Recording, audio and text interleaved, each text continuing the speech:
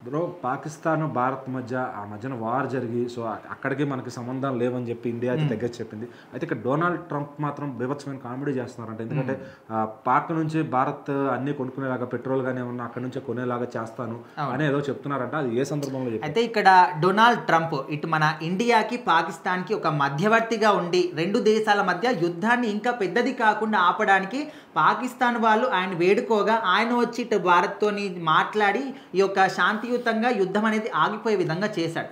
ఇంకా ఆ తర్వాత ఇటు పాకిస్తాన్‌కి, అక్కడ అమెరికాకి మాత్రం మంచి ఒక స్నేహబంధం అనేది ఏర్పడింది.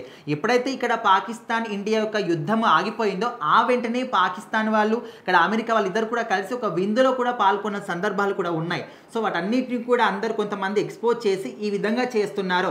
ఇండియా ఎందుకు యుద్ధం ఆపేశారని చెప్పేసి కూడా మనకు రీసెంట్‌గా ప్రియాంక గాంధీ గారు కూడా స్వయంగా క్వెషన్ చేశారు. సో మరి ఇప్పుడు డొనాల్డ్ ట్రంప్ ఏం చెప్తున్నాడు అంటే, పాకిస్తాన్ నుంచి భారతదేశం ఇక్కడ చమురు కొనుక్కునే విధంగా నేను అలాంటి సందర్భాలు కూడా ఫ్యూచర్‌లో వస్తాయి. ఆ విధంగా నేను చేస్తాననే విధంగా ఆయన మాట్లాడతారు. సో ఖచ్చితంగా ఇటు అమెరికాకి, ఇండియాకి కూడా యుద్ధం జరిగే విధంగా కూడా ఆయన మాట్లాడుతున్న మాటలైతే కనిపిస్తూ ఉన్నాయి. ఎందుకంటే ఒక దేశం పట్ల శత్రుత్వం కాకుండా మిత్రుత్వం ఉండాలని చెప్పేసి ప్రతి ఒక్క దేశం కూడా కోరుకుంటారు.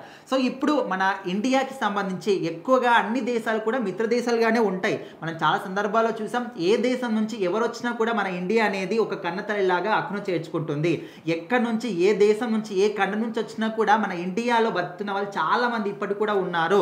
ఏదో ఒక వ్యాపారం చేసుకొని బతుకుతున్నారు, పనులు చేసుకొని బతుకుతున్నారు. అందరూ కూడా ఆ యొక్క స్వేచ్ఛ అనేది ఇండియాలో ఉంది.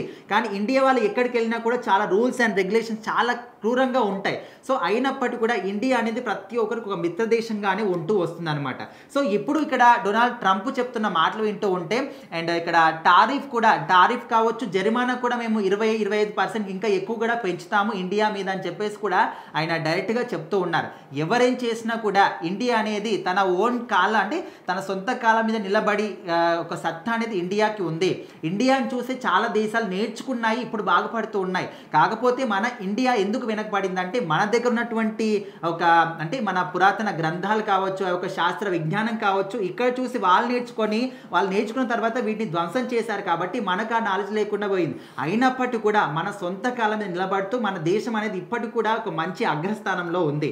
అండ్ ఇక్కడ డొనాల్డ్ ట్రంప్ చెప్తున్న మాటలు ఖచ్చితంగా ఫ్యూచర్లో నిజమవుతాయంటే, నిజమవడం పక్కన పెట్టు, కనీసం మన దేశం నుంచి వెళ్ళే నీళ్ళ చుక్క కూడా పాకిస్తాన్ వెళ్ళకపోతే కనీసం వాళ్ళు తాగడానికి నీళ్ళు కూడా ఉండవు, వాళ్ళు స్నానం చేయడానికి నీళ్ళు కూడా ఉండవు.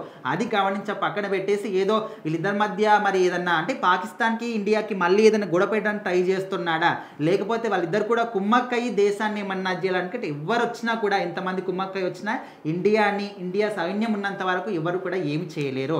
సో మొత్తానికైతే ఇప్పుడు మన ఇండియా అనేది రష్యా నుంచి చమురు మాత్రం మనం దిగుమతి చేసుకుంటూ ఉంటాం.